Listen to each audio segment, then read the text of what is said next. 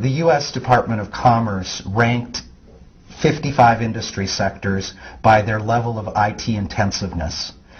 Education was ranked number 55, the lowest, below coal mining. For the last 100 years we've used the industrial narrative. Schools are like factories, it's an administrative process, it's about control and order. The kids are having a much more stimulating and rich environment outside of schools than they are in school. Kids are very rich content developers today through their social networking sites.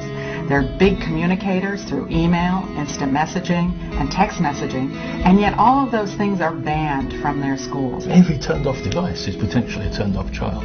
We have to accept as educators that technology is not really a choice. It has created a world. It's just not here to help you teach traditional subjects. It has invented, has emerged a completely new environment. It's about relationship, it's about community, it's about connectivity, it's about access. Children are living now in a different space. They're living in what I call nearly now. And nearly now is that space that they text in, that space that they update their Facebook entries in, the space that they Twitter in, the space that is not quite synchronous. Now, it's a really interesting space because it's not adversarial, it's not pressured. It's a space where people can, it's all the R words, they can reflect and retract and research and repeat. It's a very gentle, I'll tell you what, it's a great world for learning. If I could remodel a classroom of today, I'm not sure it would be a bricks and mortar classroom. So the student is at the center, and school is just one of the ways and places that they learn. But they also learn through communities, at home, in museums, in libraries, and of course online.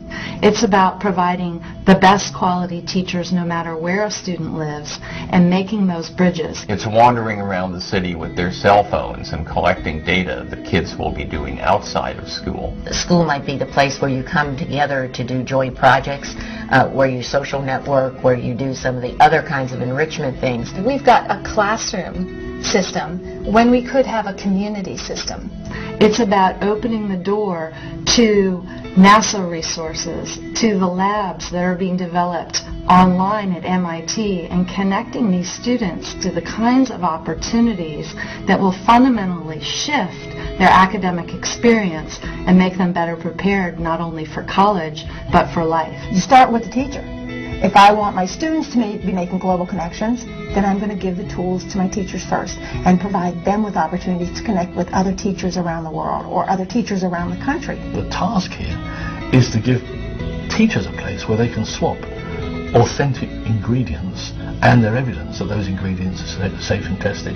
Do you know that doesn't exist anywhere in the world? I've just been part of a big project that I think is going to change that and change that radically. We have to develop a narrative that sustains 21st century learning. If we simply apply standards, if we simply have a steady regime of standardized testing, that will make things better. When in fact, it is economically actually a foolish idea, because the jobs that these kids in school will be having do not call for these kind of right answer vending machine approach. Life No Child Left Behind fades away. It enables local creativity and innovations. They will be doing work that calls on their artistic abilities, that calls on their abilities of synthesis, that calls on their abilities of understanding the context, that calls on their abilities of working in teams, that calls on their abilities in some sense to be multidisciplinary, multilingual, multicultural. So the coin of the realm is not memorizing the facts that they're going to need to know for the rest of their lives. The coin of the realm will be, do you know how to find information? Do you know how to validate it? Do you know how to synthesize it? Do you know how to leverage it? Do you know how to communicate it? Do you know how to collaborate with it? Do you know how to problem solve with it? That's the new 21st century set of literacies. And it looks a lot different than the model that most of us were raised under. Now we're looking at a whole different range of schools. We're looking at schools that produce ingenious, collaborative, gregarious, brave children who care about stuff like their culture. And to build schools that do that is a whole another challenge. And around the world, people are testing out the ingredients of what makes that work. And those ingredients are being assembled into some just stunning recipes in different places. It's a very exciting time for learning. It's the death of education, but it's the dawn of learning. That makes me very happy.